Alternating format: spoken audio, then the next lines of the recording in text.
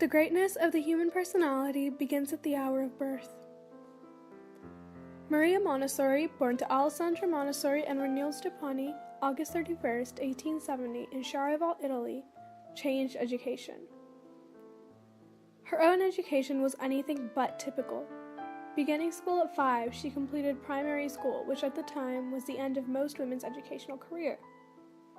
At the age of 13, she entered secondary school, a choice that wasn't supported by her father.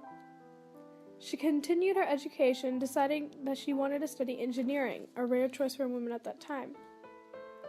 By the time she graduated in 1890, she changed her mind about engineering. She wanted to be a doctor, despite the fact that there were no female doctors in Italy. She went to the University of Rome, enrolled that year, and earned her Diploma di Licenza 2 years later, making her eligible to study medicine. She graduated from the medical program in 1896, becoming the first female physician in Italy. You can imagine, as mentioned, the time, 1890, and the place, Italy, and the fact that there were no women doctors at that time. Not only there were no women doctors, but it was impossible to conceive of such a thing. Everybody was against it, including her own family. For instance, her father didn't talk to her for years while she was studying. She began her medical career working as a voluntary assistant at a hospital. Shortly after that, as a result of her new status as one of the most intelligent women in the nation, she was chosen to represent Italy at 2 different worldwide women's conferences. After about 2 years, she returned to working at the hospital. However, she was looked down upon and was given as what was seen as one of the worst jobs, tending to children that were seen as mentally unstable.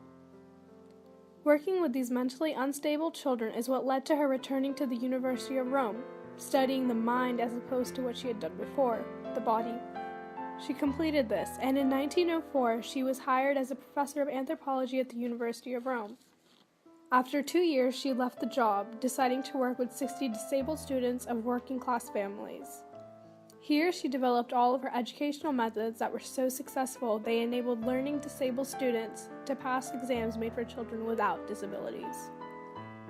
With these children, she opened Casa dei Bambini, Children's House, in Rome. She noticed how the children absorbed knowledge from the environment, from their surroundings. This is where she began to formulate the basis of her method, now widely known as the Montessori method.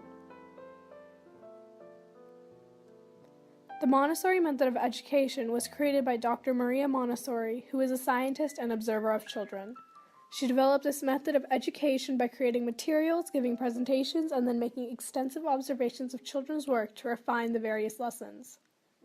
Her method is based on meeting children's individual needs. It is a hands-on approach to learning with many beautiful concrete materials used to teach abstract concepts. It is different in that the classes are multi-age grouped across a 3-year span, with 3 to 6-year-olds in preschool, 6 to 9-year-olds for lower elementary, and 9 to 12 years in upper elementary.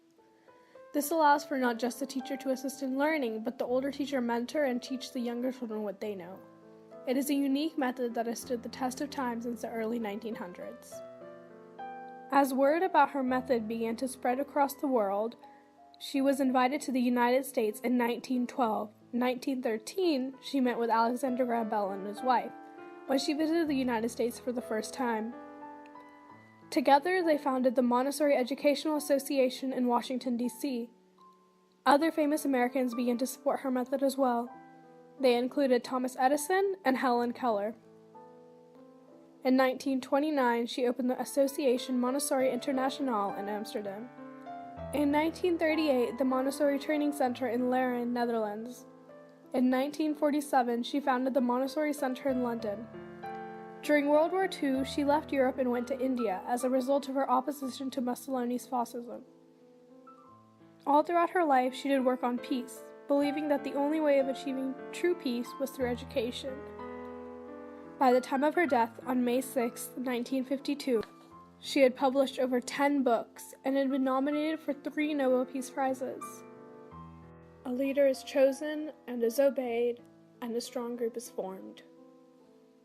Whether Maria Montessori's greatest achievement was her work in women's rights, peace education, or in formulating the Montessori method, it was evident from a young age that she exhibited characteristics that would change her life. Perseverance, bravery, humility, and so much more.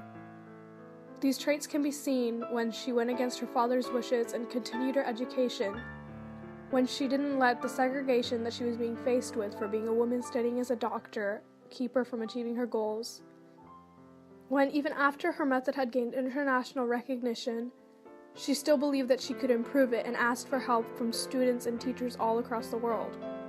Throughout her life, she proved again and again that she was no ordinary human. She spent the majority of her life traveling and spreading word of the method, whether it was through her books or the hundreds of lectures she gave. She was the pioneer of an education revolution, first starting in Italy, then gaining momentum, spreading to the rest of Europe, where the Montessori revolution began. Schools were built with the curriculum based on Montessori's own Montessori method. Word of this revolutionary method began to spread to America, where intellectual powerhouses such as Thomas Edison, Helen Keller, and Alexander Graham Bell began to support this method. Bell founded the Montessori Educational Association, headquartered in Washington, D.C.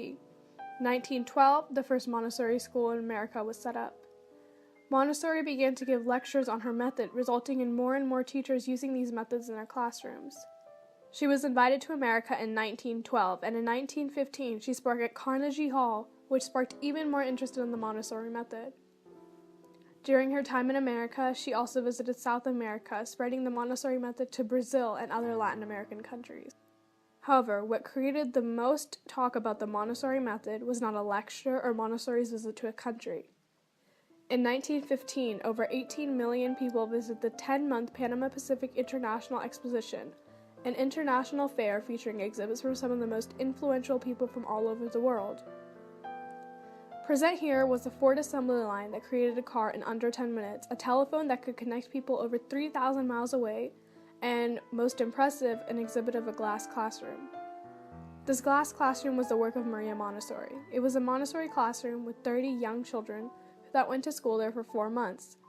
It was glass because it enabled visitors to see the children without interrupting. It was astounding to everyone to see the children at work without being lectured, with the teachers acting only as guides.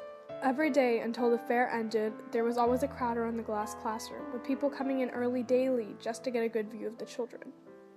After a few years, Montessori went back to Europe and began to lecture again there. Her lectures were becoming so famous that books of her lectures were being published. She returned to Italy but refused to stay because of her opposition to Mussolini's fascism. She moved to India with her son Mario Montessori, where she lectured on the Montessori method, increasing the popularity of the Montessori method in Asia as well. In 1949, she addressed UNESCO, 3 years before her death. The head of an educational revolution, Maria Montessori was a true leader. She refused to let the stereotypes of her time hold her back and persevered through all the difficulties. A man is not what he is because of the teachers he has had, but because of what he has done. Legacy is something that someone has left behind that is a reminder of the person. In Maria Montessori's case, her legacy was anything but typical. Her legacy could be the 12 books she published. It could be the changes she made on the Italian stereotype of the women. It could be the work she did on peace education. But what most believe is that her legacy was the revolutionary method that she called the Montessori method. With this method, she created a type of education that children love, that they still love. The Montessori method is used in thousands of schools all over the world. Her method has been studied for over 100 years and is still used today.